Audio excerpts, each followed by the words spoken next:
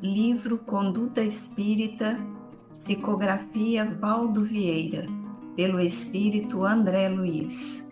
Capítulo 2, do Jovem. Moderar as manifestações de excessivo entusiasmo, exercitando-se na ponderação quanto às lutas de cada dia, sem, contudo, deixar-se intoxicar pela circunspecção sistemática ou pela sombra do pessimismo. O culto da temperança afasta o desequilíbrio. Anotar a extensão das suas forças, consultando sempre os corações mais amadurecidos no aprendizado terrestre sobre as diretrizes e os passos fundamentais da própria existência, prevenindo-se contra prováveis desvios. Em vigilância conservada, desastre certo. Guardar persistência e uniformidade nas atitudes, sem dispersar possibilidades em múltiplas tarefas simultâneas, para que não fiquem apenas parcialmente executadas.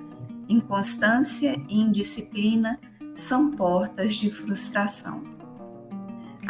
Abster-se do mergulho inconsciente nas atividades de caráter festivo, evitando outrossim o egoísmo doméstico que inspire a deserção do trabalho de ordem geral. A imprudência constrói o desajuste cria o extremismo e o extremismo gera perturbação. Apagar intenções estranhas aos deveres de humanidade e ao aperfeiçoamento moral de si mesmo. A sinceridade ilude, primeiramente, aquele que a promove. Buscar infatigavelmente equilíbrio e discernimento na sublimação das próprias tendências, consolidando maturidade e observação no veículo físico, desde os primeiros dias da mocidade, com vistas à vida perene da alma. Os compromissos assumidos pelo espírito reencarnante têm começo no momento da concepção. Foge também aos desejos da mocidade e segue a justiça, a fé, o amor e a paz com os que, de coração puro, invocam o Senhor. Paulo, segunda carta a Timóteo, capítulo 2, versículo 22. E com essa mensagem, nós iniciamos o segundo item, o segundo capítulo do nosso podcast, do livro Conduta Espírita, do nosso querido André Luiz, e que as mensagens foram psicografadas também pelo Valdo Vieira. Então, vamos trazer aqui algumas reflexões, né, Cris, sobre esse tema, a juventude. E principalmente a juventude nos nossos dias, né? Eu acho que essa é a proposta dessa nossa conversa aqui, de toda semana. É trazer também um pouco da realidade do nosso hoje, desse nosso aqui e agora. Existe uma conduta que é esperada do jovem, mas existe também uma possibilidade do jovem estar no mundo construindo a sua própria conduta. Eu acho que isso é importante da gente começar a trazer aqui essas nossas considerações, né? E é uma fase, né, muito importante na vida daquele espírito reencarnante, né, porque ele convive com um amadurecimento, né, ele está em formação, ele está em pleno desenvolvimento, né, e às vezes há uma ebulição de sentimentos, né, de culpa, erros, né. Então, eu trouxe para a gente começar a pincelar as nossas reflexões um trechinho de uma música que eu acho muito bonita, né? Que foi composta pelo Legião Urbana, né? O Renato Russo, que chama Tempo Perdido. Eu não vou cantar, porque eu não fui dotada nessa encarnação com uma voz igual a do Renato Russo, mas eu vou ler o trechinho. E ela diz assim: todos os dias, quando acordo, não tenho mais o tempo que passou, mas tenho muito tempo. Temos todo o tempo do mundo. E esse pequeno trecho, né, ele vem nos dizer, a mensagem vem nos dizer que nós podemos mudar as nossas prioridades e que o nosso modo de viver e que devemos nos dedicar ao que realmente é importante para nós.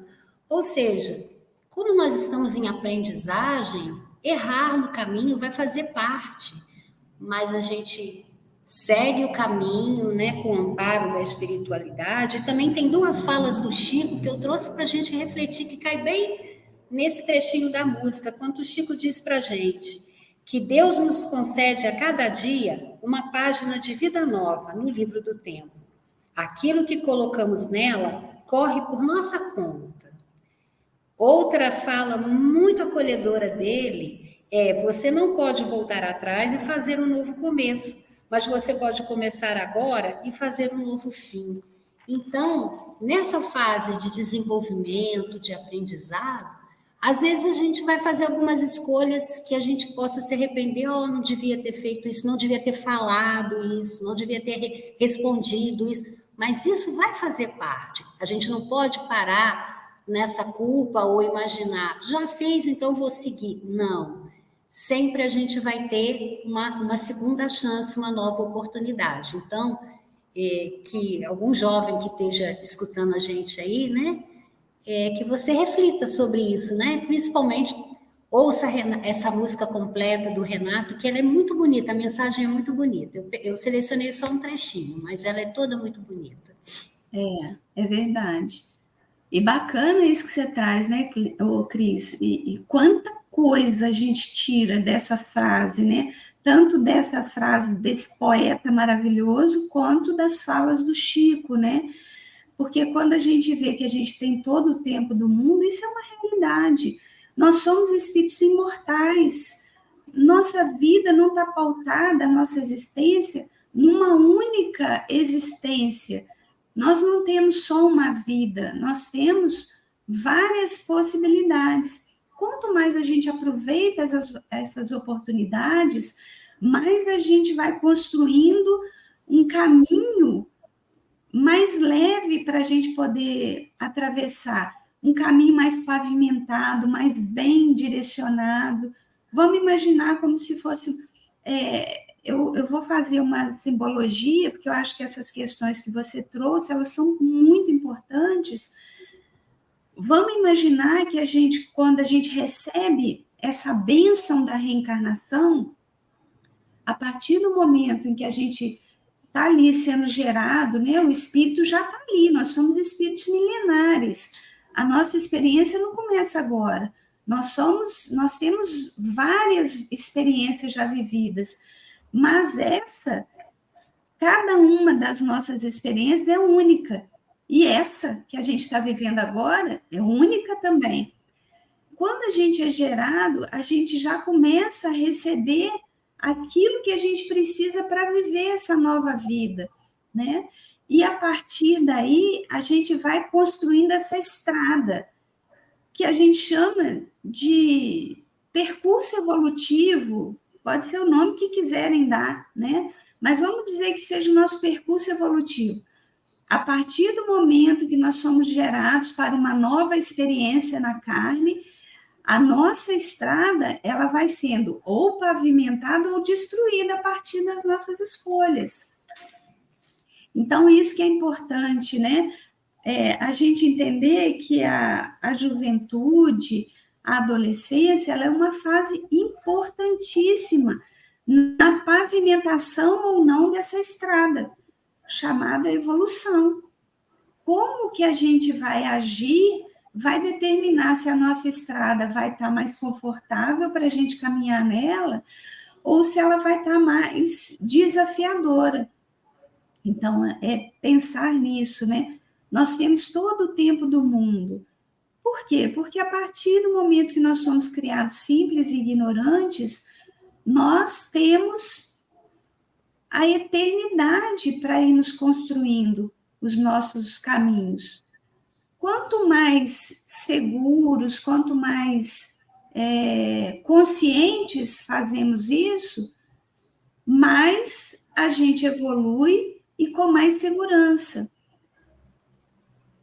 Eu não sei se você quer comentar alguma coisa, depois eu queria trazer umas informações também. Só para fechar o que você falou, eu trouxe também 10 itens pequenininhos para a gente pensar, do psiquiatra Augusto Cury. Ele diz assim que são a primeira ferramenta da inteligência emocional é você ser autor da sua própria história. E aí eles dão 10 tópicos aqui. O que é que você faz para ser autor da sua própria história? Então, vou ler para a gente aqui, porque cai direitinho com o que você acabou de ler para a gente, de falar aí para a gente, Rose. O primeiro, ser capaz de reconhecer que cada ser humano é um ser único. Né? Então, quando a gente olha, a gente tem mais de um filho, e a gente vê cada um com um pensamento, a gente não comparar, não julgar, são seres únicos, né? A gente acolher cada um na sua dificuldade e orientar com amor, com acolhimento, né? O jovem precisa disso, né? Segundo, ser gestor dos seus pensamentos. Terceiro, ser protetor das emoções. 4, ser filtrador dos estímulos estressantes. 5, ser capaz de pensar antes de reagir nos focos de tensão. 6, ser capaz de construir metas claras e lutar por elas. 7, ser capaz de fazer escolhas e saber que toda escolha implica em perdas e não apenas em ganho, né? A gente saber lidar com as frustrações, né? 8, ser capaz de tirar os disfarces social, ser transparente e reconhecer conflitos, fragilidades, atitudes estúpidas. 9, ser capaz de não desistir da vida, mesmo quando o mundo desaba sobre você. 10, ser capaz de liderar a si mesmo, não ser controlado pelo ambiente, por circunstância e ideias perturbadoras.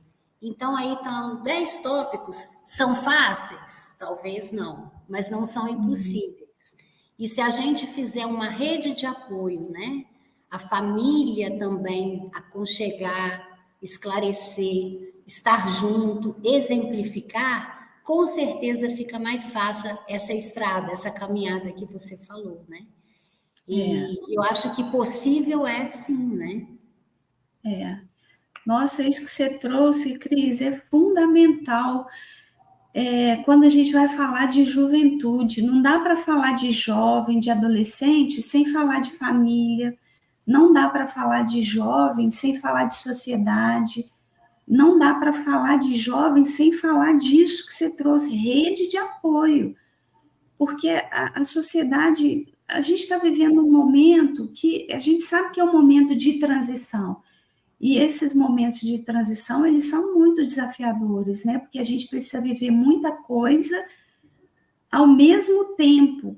Então, os jovens de hoje, eles passam por essa transição, precisando muito dessa rede de apoio.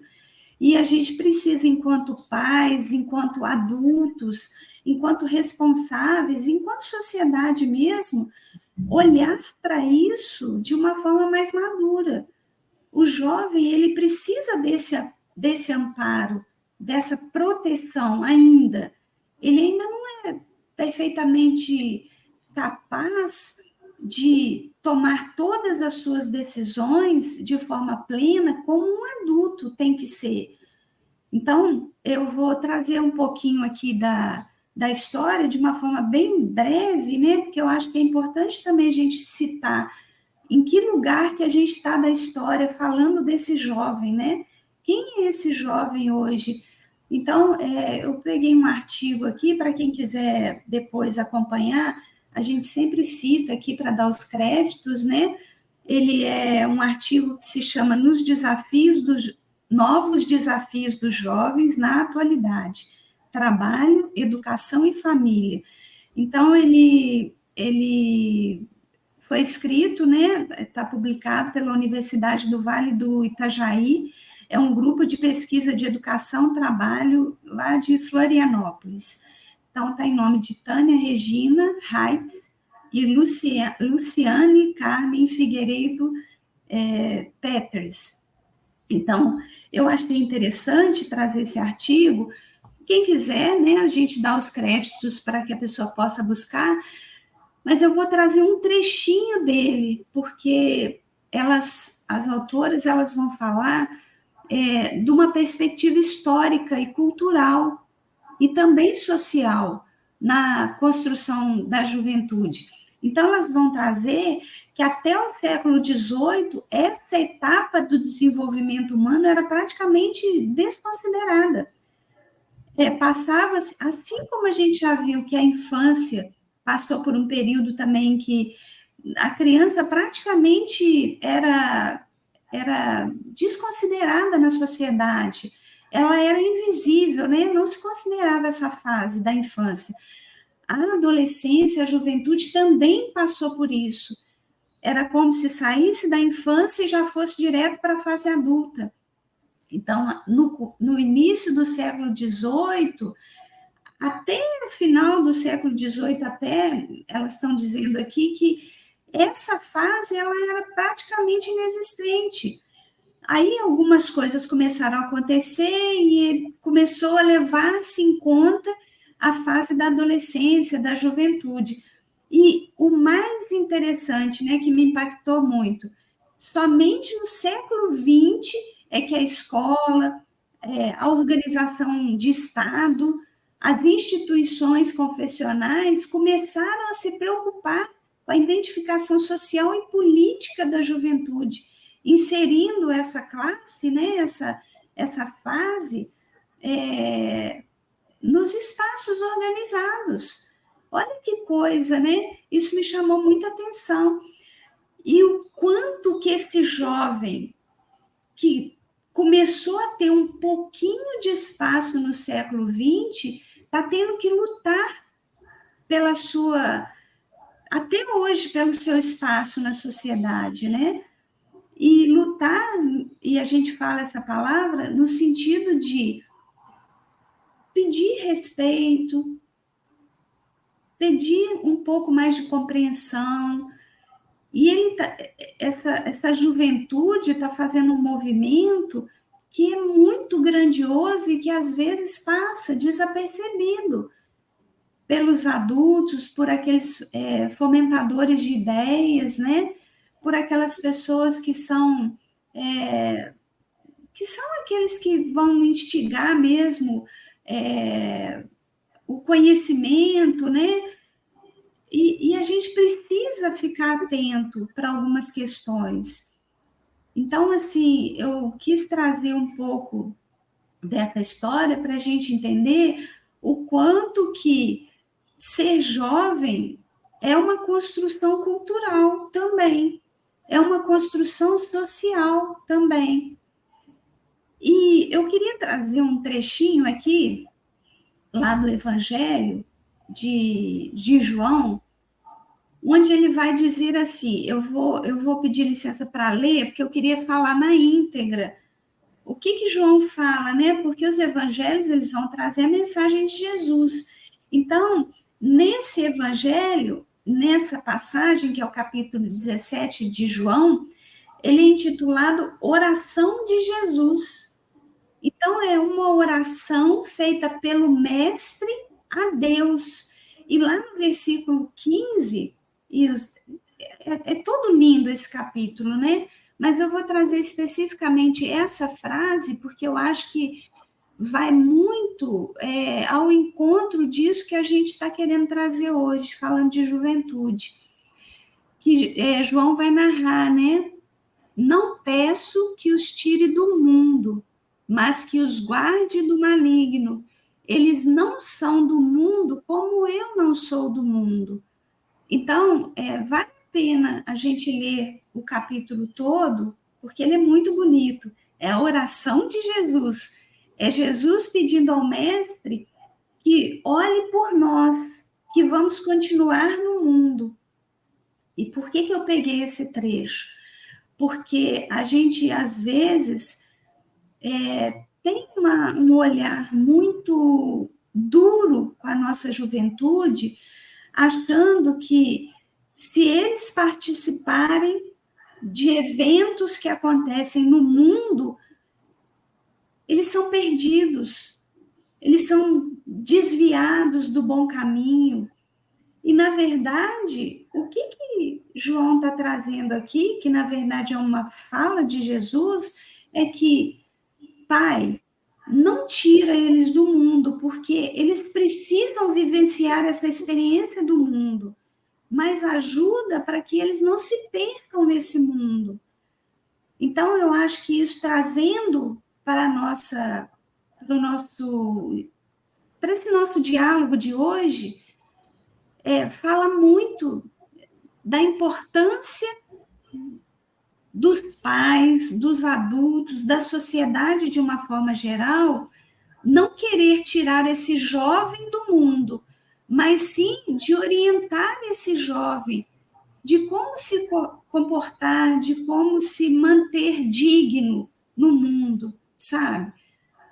Eu não sei assim, se faz sentido isso para você, Cris, que eu estou falando, mas eu acho tão importante a gente olhar para os nossos jovens com esse olhar também, de que eles estão no mundo vivendo as experiências, mas precisando de orientação para essas experiências também, que eles ainda não têm plena consciência para usar o livre-arbítrio sozinhos. Eles precisam de uma orientação, mas eles também não podem ser excluídos de viver no mundo, porque senão a gente vai estar tirando uma etapa importante deles. Para mim faz todo sentido, né? A gente voltando a analisar que o jovem é ainda um ser que não alcançou o pleno desenvolvimento, então ele precisa da orientação, do apoio. Mas a gente trazendo para a atualidade, né? Viver nessa atualidade nos parece, né? Olhando um grande desafio, né? Porque é uma sociedade que nos envolve com muitos ruídos, né? Todo instante. Que muitas das vezes esses ruídos vêm ao nosso encontro. Então, viver no mundo, sem ser do mundo, vai exigir uma conduta equilibrada e saudável. Mas será fácil agir assim? A gente se pergunta, né? Nesse mundo de tantos apelos, apelos estéticos, apelos comportamentais, tantas cobranças. Então, eu vim trazer aqui também para a gente refletir um trechinho do Evangelho segundo o Espiritismo, né, do nosso nobre codificador Allan Kardec, no capítulo 17, Sede Perfeitos, e o subtítulo O Homem no Mundo, que eu acho que fortalece em nós uma luz para a gente seguir, né? E esse trechinho diz assim: Vivei com os homens do vosso tempo, como devem viver os homens, pois a virtude não consiste em repelir os prazeres que a condição humana permite. E o Espírito arremata: sede felizes, mas que da vossa felicidade não entre jamais um pensamento ou um ato que possa ofender a Deus. E ele conclui: estar no mundo é para todos, mas não ser do mundo exige esforço daquele que busca ser feliz, agindo em conformidade com as leis divinas. Então a gente pensa, né, nós estamos diante de um espírito em formação, nunca deixar de passar para eles o real valor da vida, né? Aquele que não morre nunca, o espírito, é o que o espírito vai levar com ele para a eternidade, né? São os valores morais. Então, essa é a condução que a gente tem que passar para esses espíritos, para que eles enfrentem esse mundo de tantos ruídos, de tantos apelos, né? Com esse equilíbrio esperado. E da onde eles vão conseguir? Do primeiro núcleo afetivo, quando o espírito volta à carne. Qual é o primeiro núcleo afetivo da carne? A família, né? Quando o espírito volta à carne. Então, está aí reforçando também o seu pensamento, que é igual ao meu, né? A importância da família na condução desse jovem. E, Cris, essa questão que você trouxe, né? Principalmente esse item do Evangelho segundo o Espiritismo, ele vai falar de uma coisa muito importante. E é interessante como é que a gente vai linkando, né? Quando você traz aqueles passos do Augusto Cury, né? O primeiro deles, se eu não estou enganada, você pode me corrigir, é saber trabalhar a inteligência emocional. E não adianta, às vezes, que é uma coisa até que a gente estava conversando aqui nos bastidores e que você trouxe, que se você quiser comentar, eu acho que é importante. Não adianta a gente, como cuidadores, né, como direcionadores desse caminho, a gente querer só blindar nossos filhos, a gente querer impedir esses jovens de vivenciarem as experiências que eles precisam viver. E a gente não está falando aqui de jogar eles no mundo e se vira para lá. A gente está falando de orientações seguras, deles saberem até onde que eles podem ir, qual que é o limite que eles têm e como que eles podem aprender a lidar com essas emoções que surgem, principalmente nessa fase da adolescência, né? Porque a gente querer também essa fala de João, com esse complemento que você traz do Evangelho segundo o Espiritismo, para mim é perfeita para o estudo de hoje. Quando João vai trazer essa fala de Jesus, não tira eles do mundo, ele, né, é uma oração que Jesus está fazendo a Deus. Eu peço que não tire eles do mundo, mas que guarde eles contra as influências más do mundo. Eles não são do mundo, como eu também não sou. Então, é fazer esses jovens entenderem que a gente está aqui vivendo um estágio evolutivo. Nós não somos desse mundo, mas precisamos viver as experiências desse mundo de forma saudável. Porque não participar das coisas do mundo é a gente querer blindar o outro no sentido de a primeira experiência que ele tiver ruim, aí vão vir as depressões, as crises de ansiedade, de pânico. Por quê? Porque eu não aprendi a lidar com o mundo. Eu fiquei tão protegido naquela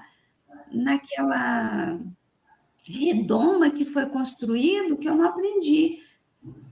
E quem precisa ensinar?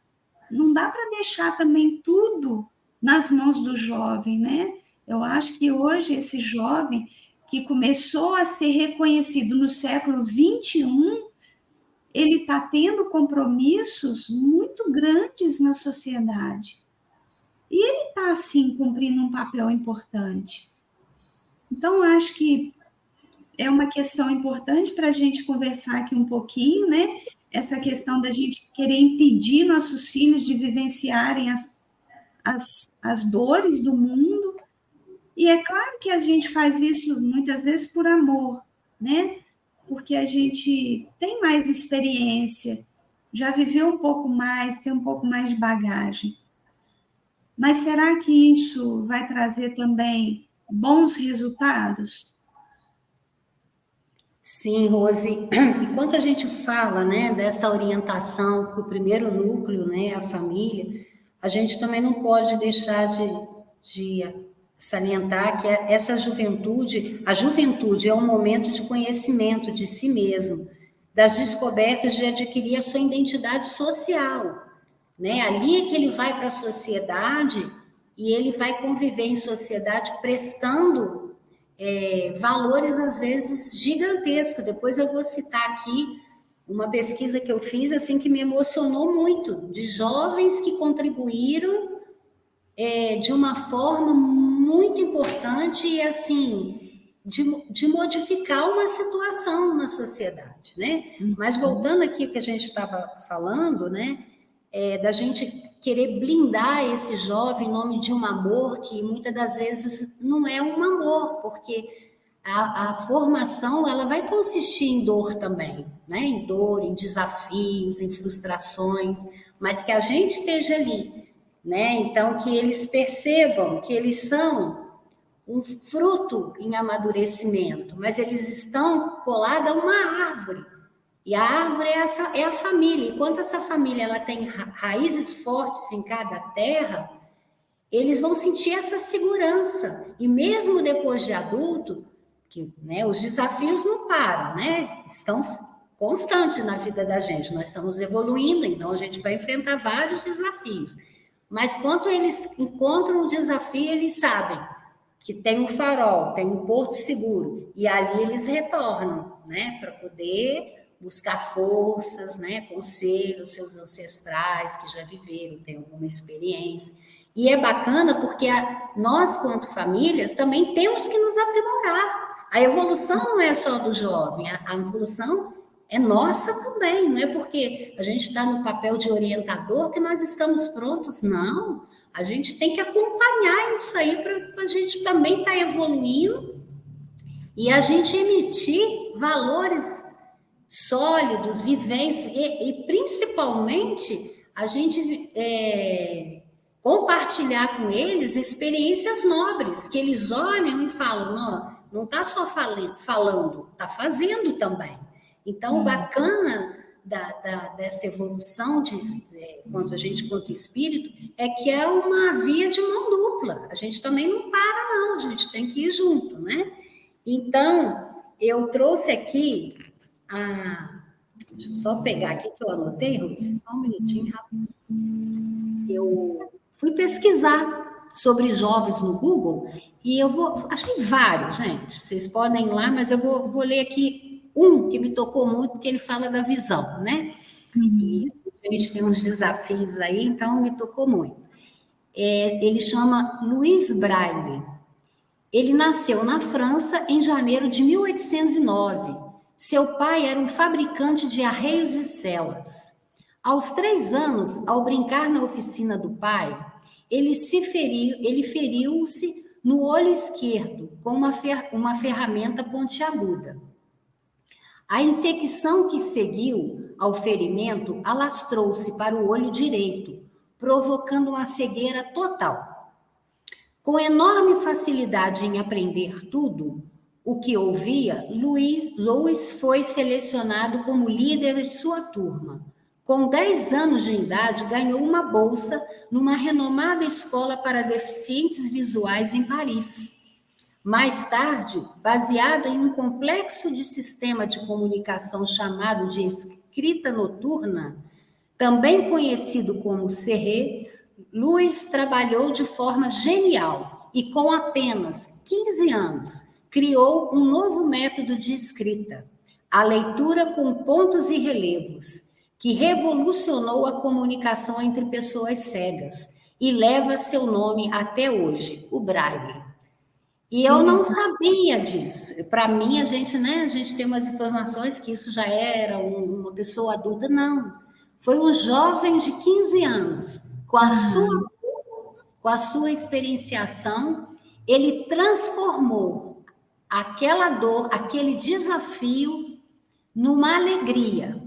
Até hoje, para várias pessoas que têm problemas e lutam com a deficiência visual, né? Dando uma condição digna de estarem incluídos na sociedade, de participarem. Então, olha só, né? Como que tudo que a gente leu lá atrás, né? Que às vezes os desafios, o tempo, né? Como a letra da música do Renato, né? Que nós temos todo o tempo do mundo, que a gente tem tempo para mudar, para transformar. Então, e tem outros aqui, tem a Malaya, né, que está mais recente aí a história dela, mas eu trouxe essa porque essa realmente me tocou muito. E é muito bacana, né? É linda mesmo a história, né? Eu também não sabia que ele era tão jovem assim quando criou, né, o método. E o próprio Timóteo, que a gente leu aqui na mensagem, né? Timóteo era um jovem que Paulo foi preparando ele para dar continuidade ao Evangelho, né? E ele era muito jovem, o que as Escrituras dizem que ele era um jovem de 12, 13 anos, e a história, né, é um pouco ainda dúbia no sentido de dizer se desde o início ele seguiu essa missão dele, né? Mas que dizem que ele foi um dos responsáveis, né, para dar continuidade àquilo que Paulo começou a construir em relação ao cristianismo. E muito jovem ele foi fazendo esse movimento, né? E vale a pena ler as cartas de Paulo a Timóteo, porque elas são muito afetuosas, são cartas de orientação, então ele traz para a gente essa importância, né, da gente olhar para o jovem também com essa afetuosidade, preparando ele para o futuro. E quando você foi falando isso, Cris, eu fui pensando aqui, o quanto que é importante a gente passar as nossas histórias para os nossos jovens, o quanto que eles precisam conhecer a ancestralidade, o quanto que eles precisam conhecer dessa história, até para entenderem os caminhos que eles estão percorrendo. Porque quando a gente conhece a nossa história, a gente sabe o que o outro já fez e que não foi muito bacana e que dá para ser diferente, o que o outro fez que dá para eu melhorar, que foi legal, mas que dá para eu melhorar, né? Até aqui no próprio texto, o André Luiz vai fazer, né? Anotar a extensão das suas forças, quer dizer, o jovem tem uma força muito grande, ele tem uma capacidade muito grande de fazer movimentos, mas consultando os corações mais amadurecidos no aprendizado terrestre. Então, a gente também, enquanto sociedade, enquanto pais, enquanto cuidadores, a gente mostrar essa história para os nossos jovens, para que eles possam entender. Olha, aqui dá para você buscar exemplos, dá para você buscar mesmo algum conhecimento, mesmo de coisas ruins que tenham sido feitas, porque nos equívocos nós também aprendemos. A gente poupa muito tempo na nossa existência e na nossa evolução quando a gente aprende com os equívocos dos nossos antepassados. Então, se tem algum comportamento que eu não gosto, que eu acho que ele está equivocado, se eu olho para aquilo como uma forma de aprendizado, eu vou tirar daquilo o que é o melhor. O outro precisou passar por um sofrimento muito grande para me ensinar que eu não preciso repetir aqueles comportamentos. Então, é importante, né, a gente ter essa comunhão de ideias, entendendo a nossa ancestralidade, quem veio antes da gente, pelo que já passou, que caminhos trilhou, o que pode trazer de conhecimento para a gente. Isso é o jovem buscando. E o adulto, o pai, a mãe, o responsável, o cuidador, ele vai trazer esses conhecimentos, não de uma forma agressiva, mas de uma forma afetuosa, porque a gente tem que ser grato até pelos equívocos que os outros cometeram. E aí, só para encerrar essa parte que eu queria trazer, a gente precisa lembrar que a juventude ela é uma fase do desenvolvimento humano, que para ser superada, ela precisa ser vivenciada com equilíbrio. Todas as vezes que a gente tenta tirar o jovem do mundo, das suas vivências, a gente está impedindo que ele avance, que ele construa novas possibilidades. Então, às vezes o que a gente diz, e eu acho até que de uma forma equivocada, que eu acho que a gente precisa aprender a ter palavras mais afetuosas com os nossos jovens, sabe? Mais carinhosas, de mais compreensão. Às vezes a gente traz como uma característica da juventude, da adolescência, a rebeldia, né? Ai, jovem é rebelde, quer mudar tudo. Mas, na verdade, é essa rebeldia que vai fazer o mundo avançar. Imagina se todos nós, desde quando nós fomos criados simples e ignorantes por Deus, se a gente tivesse repetido o mesmo comportamento do primeiro ser que nos acolheu, como pai, como mãe. Imagina como é que a gente ia estar. A gente ia estar ainda como primata, vivendo lá no primitivismo. Então, é isso que a gente chama de rebeldia, é que faz o mundo avançar. E a gente está falando aqui de rebeldia como uma manifestação criativa, espontânea, para a gente dar novas respostas às situações antigas, ou até para situações novas que se apresentem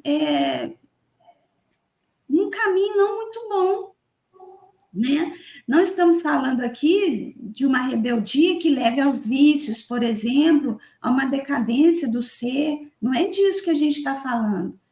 Então, por exemplo, a gente pode falar que a gente está vivendo um momento lindo da rebeldia do jovem. Não sei se você concorda comigo, mas a luta pelos direitos de igualdade, né, desses jovens que pregam contra o racismo, o preconceito, como você trouxe aí, né, esses jovens que vão reconstruindo uma história que não está legal. Então, preconceito de toda ordem, que muitas vezes esses jovens, eles vão enfrentando esses desafios com a própria vida. Quantos jovens têm perdido a sua existência corpórea lutando pelos direitos de igualdade, pelo direito da sua orientação sexual, que está tão aí, né, deturpado isso, quanto que as pessoas ainda têm preconceito com relação à orientação sexual de um jovem, e a gente precisa aprender a acolher. A gente está aqui num momento de transição. O planeta de provas e expiações, ele é de muita dor. Por quê? Porque o mal ainda prevalece. Mas a gente já está indo para um outro momento, que é o momento da regeneração. É a hora que a gente vai precisar respirar e falar, não, eu não quero mais esse mal em mim. Mas não é mudar o outro, é mudar a minha conduta. E eu acho que a gente precisa ter um olhar mais amoroso para os nossos jovens, sabe? A gente fica muito apegado às coisas da matéria. É claro que nós vivemos num mundo material, a gente precisa de dinheiro, a gente precisa de ter uma condição mínima para sobreviver, mas a gente precisa olhar que os nossos jovens também estão fazendo coisas para além desse ganhar dinheiro, que era tão importante para a geração, por exemplo, dos anos 60, início dos anos 70, né? Daí para trás. Isso era muito importante, mas agora eles estão lutando por outras questões também. E a gente tem esse olhar amoroso com o nosso jovem, eles estão, sim, conquistando muitas coisas, que nós, infelizmente, em gerações passadas, a gente meio que se acomodou de aceitar, né,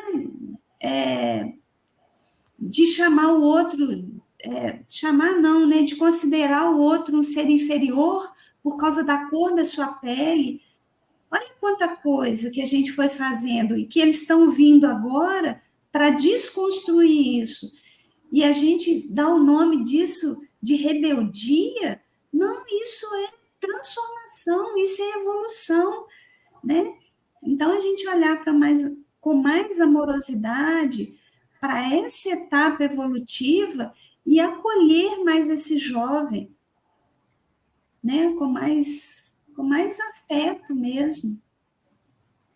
E pegando aí um pouco dessa sua fala que, nossa, foi maravilhosa, e foi me lembrando aqui, sabe? Dessa transformação, dessa transição, desse novo jovem que está aí, que olha para uma sociedade com um olhar de mudança para melhor, né? E a nossa responsabilidade quanto isso. Então, eu achei uma pequena nota que está até no Reformador, né? Que é uma revista da FEB. E ele vem falar da questão 685 do Livro dos Espíritos, que ele diz assim: considerando-se o aluvião de indivíduos que todos os dias são lançados na torrente da população, sem princípios, sem freio e entregues a seus próprios instintos, serão de espantar as consequências desastrosas que daí decorrem. A questão levantada por Kardec toca fundo nos graves problemas que a humanidade hoje enfrenta. Violência, miséria, ignorância, uso de drogas e outros procedimentos que geram insegurança individual e social. A instituição puramente intelectual, o ensino da ciência materialista, as simples noções de matemática e economia que compõem a base dos programas escolares não são suficientes para dar ao ser humano um real sentido da própria existência. É necessário o conhecimento da realidade espiritual, o qual dá ao ser humano objetivos que vão além dos limites da existência física, acompanhado do conhecimento das leis morais que regem a vida, emanado pelo Criador. Então, acho que é bem isso, né, Rosa? A gente desconectar tanto do material, né? Porque o jovem que tem esse olhar fraterno, amoroso, acolhedor para uma sociedade, para os problemas que implicam nessa sociedade, né? Jovens que reverenciam a natureza, que respeitam a natureza, jovens ecológicos, né? Que querem um planeta melhor, é porque eles estão carregados, o coração deles estão emanados dessas leis morais do Cristo, né? Eles têm isso dentro dele, né? Isso é também passado, né? Então, mais uma vez, a responsabilidade dessa rede de apoio, principalmente da primeira, que é a família, né? Então, isso, é essa condição que nós vamos conseguir mudar o mundo, começa a mudança interna, individual, depois a gente muda uma sociedade, muda o mundo e muda o planeta, né? Então, começa do lado micro para o macro, né? Eu achei muito bonito isso, que queria compartilhar com vocês. Muito bacana, Cris. Nossa, muito bom você ter trazido, né? E a gente entender que a gente não pode lançar o jovem no mundo assim, sozinho, para que ele tome as próprias decisões no início, de forma, às vezes, sem a maturidade que precisa ter. É preciso que ele seja, né? A gente precisa ir construindo essa possibilidade dele estar no mundo, mas de forma plena, porque cabe a nós, adultos, também direcionarmos os caminhos, mas não, a gente volta a dizer aquilo que a gente já tinha falado antes, não no sentido de impedir esse jovem de estar no mundo, mas no sentido de irmos orientando as decisões, até que eles tenham a plena condição de fazerem isso por si mesmos, né? Então, é um caminho a ser percorrido. Então, a gente vai imaginando mais uma vez essa simbologia desse caminho, né? Em que a gente primeiro pega na mão quando é criança e vai junto caminhando, depois eles vão na frente sozinhos e a gente vai atrás orientando, até que eles estão lá na frente e já conseguem. Quando chega lá numa bifurcação, eles já conseguem, por eles mesmos, escolher que caminho que eles querem tomar. E que seja um caminho mais acertado, que não traga tanta dor, tanto sofrimento, né? E eu coloquei aqui, esse estudo, para mim, ele é muito importante, porque eu acho que a gente precisa acolher os jovens com palavras mais amorosas, sabe? E aí eu fui anotando aqui, né? Quais os desafios que precisam ser vencidos? Quais as etapas que vão sendo superadas por esse jovem, que muitas vezes a gente chama de preguiçoso, né, de rebelde, e a gente vai dando esses nomes, né, que eu acho que são nomes que não cabem para essa fase do desenvolvimento humano, sabe? E eu fui listando aqui, olha, eles têm que lidar com mudanças hormonais que vão acontecendo, e são muito grandes, né? Nós já passamos por essa fase da juventude e a gente sabe o quanto que essa questão hormonal afeta o humor, o desempenho, afeta uma série de questões. Eles precisam querer ser, eles precisam não, né? Eles passam por essa fase de querer serem aceitos num grupo. Então, é esse olhar para o físico, né? Nossa, será que eu vou ser aceito do jeito que eu sou? Será que o meu corpo está legal para eu estar nesse contexto? A própria questão da sexualidade, os vícios de uma forma geral, né? O quanto que isso está sendo hoje apresentado para os nossos jovens de uma forma assim, em qualquer esquina, eles são colocados à prova, né? Porque é oferecido uma droga, é oferecido uma coisa para eles conseguirem lidar melhor com essas emoções que eles não estão preparados, né? A escolha da profissão, desde muito cedo, a criança já tem que falar o que ela quer, que dirá o jovem, ele já tem que estar com tudo programado na vida deles, né? E muitas vezes se torna um tormento diante dessa cobrança social, da necessidade de escolher algo que a sociedade quer. O que é que eu vou ter que escolher para ser bom o suficiente para essa sociedade, né? A ilusão dessa vida fácil, sem sacrifícios, né? Essas postagens em rede social em que o tempo todo, nossa, olha só, eu, né, tenho essa vida confortável, e você pode ter também, como se, né, não precisasse fazer esforço nenhum para isso. E aí, quando ele se depara com a realidade, ele vê que não é isso, né? As próprias, e aí a gente sai dessa questão só da matéria, né? As próprias perturbações espirituais que muitas vezes afloram nessa fase da adolescência, onde o espírito começa a se apresentar como ele é verdadeiramente. Então, eu fiquei pensando, sabe, Cris, será que eu daria conta de ser jovem hoje? O quanto que é difícil para esses garotos, para essas garotas, viverem nesse mundo em que a tragédia é apresentada aqui, agora, no momento presente, sem nenhum pudor, né? Então, eles têm que viver com essas guerras, vendo isso tudo acontecer e terem que sonhar com um futuro promissor, com um futuro melhor, né? Na minha geração, por exemplo, a gente não tinha esse acesso a essas coisas ruins do mundo de uma forma tão evidente assim. Então, quando a gente chegava na adolescência, a gente podia, sim, sonhar com um mundo melhor. E eu volto a dizer, não é a gente tapear, né? A gente criar uma redoma para os nossos filhos, mas é a gente também, enquanto pais, a gente começar a ver, será que é legal eles terem acesso a isso tudo? Sabe? Podem ter acesso às coisas que estão acontecendo, mas a mídia mostra só coisa ruim, mas tem muita coisa boa acontecendo no mundo.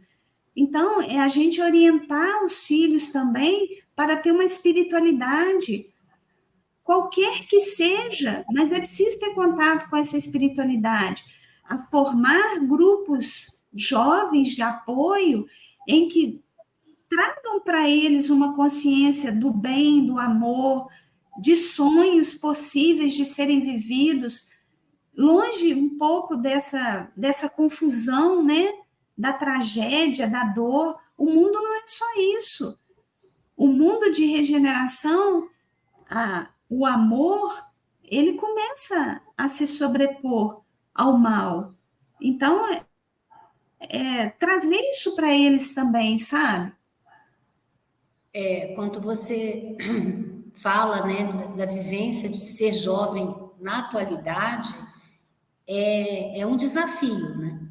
Porque, como a gente comentou lá atrás, os ruídos são muitos, né? Uma carne imensa sobre, né? Cobrança, padrões, até uma tirania própria, né? Do que é perfeito, né? Quando você toca na questão que implica muito, que eu acho que na adolescência, na juventude, eu acho que toca muito ao jovem, até gerando um certo sofrimento, que é esses padrões de beleza pré-estabelecido, em que a mídia vem e massacra, né, cobra, né? Então você vê jovens aí se até automutilando em função dessa beleza padronizada que criaram, né? E é muito triste você ver isso para um jovem, né? Então aí eu acho que cabe essa orientação que eles têm que receber do real valor, né? Porque os valores em si estão invertidos, né? Você percebe que a vida está valendo mais que a aparência física, né? Se você parar para pensar o que é jogado para eles, o que é exposto para eles, né? Então, onde que o corpo ele vale mais que o espírito, invertido. Então, assim, cabe aos pais estar atento para passar os valores de respeito, né? Que o corpo é um instrumento deles nessa jornada, o respeito àquele corpo que ele ganhou, né? Ele tem aquele olhar amoroso, carinhoso por eles, né? E trabalhar o que realmente vai valer para eles, né? Que vai fazer ser esse jovem aí que contribui, que compartilha, que olha para o irmão que tem um tom de pele diferente do dele, mas ele não vê diferença, ele vê igualdade, né? Que ele olha para aquele irmão que talvez não tenha no prato o que ele tem no dele, mas ele sente o desejo de que aquele irmão compartilhe o que ele tem no prato. Então, isso vai estar onde? Nos valores do espírito. Então, eu acho que esses valores adquiridos, né, que vão ser levados para a eternidade. E que os pais estejam atentos a isso, a passar esses reais valores para esses filhos, né? É verdade. Isso que você traz é essencial, né?